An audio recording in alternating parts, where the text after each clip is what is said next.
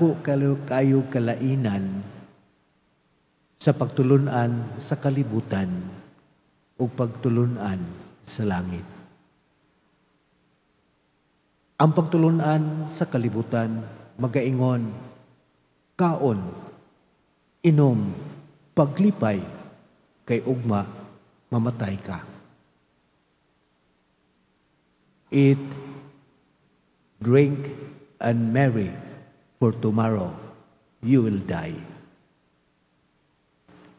Ang pagtulunan sa kalibutan, miingon, sige, pagtigom ug kwarta.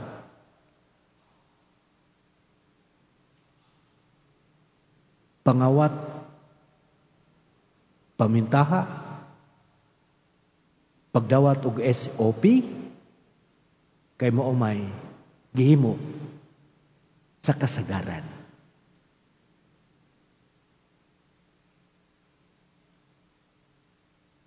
Pamintaha, ayaw palupig, baos, kay ikaw may giunhan.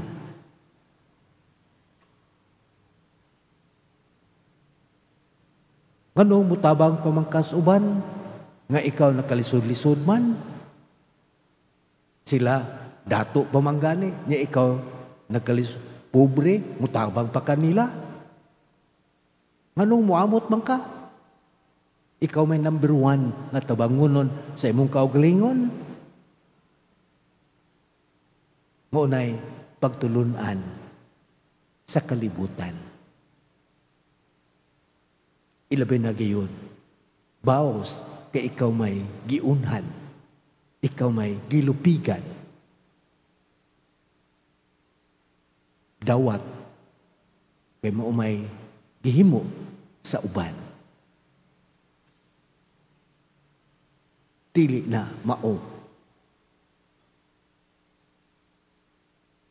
Ang pagtulunan sa Ginoo, ang pagtulunan sa langit, doon na kita'y pilion. Kwarta ba o Ginoo? Black or white?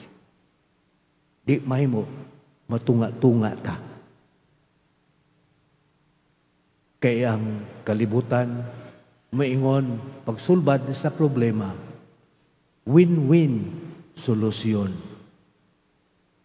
Sa Ginoo, di na mahimo. Doon na kita'y pilion, Ginoo ba o kalibutanon ba nga mapanginahanglan? Tinuod na atay mga lawas nun o kalibutanon nga panginahanglan. Apan, kinahanglan atong hunahunaon na apay mas importante gayon nga ato ang paningkamutan dinhi sa kalibutan. Mga igsuon, dili gyud sayon, di gyud lalim ang paghimo og desisyon. Mauman gani kapila giingnan ni Jesucristo ang iyang mga tinun-an, iyag yung gisilsil sa ilang alimpatakan ang pagsangpit kanunay sa Ginoo pinaagi sa Espiritu Santo. Anata makapili unsay angay natong buhaton. Sa itong pagpuyo dinhi sa kalibutan, labi na karong panahon na di kayo sayon, di kayo lalim. Nakibalo ang Ginoo ni ini. Labi na sa itong kahimtang sa atong nasod. Apan, iya putang ginasig. Iya putang gitagaag kaiso sa pagpili gayon sa mga butang nga makapaangko nato sa kalipay nga mulungtad hangtod sa kahangturan pinaagi sa pagsangpit kayod sa kanunay sa Espiritu Santo. Hinaot paunta. Palihog manindog.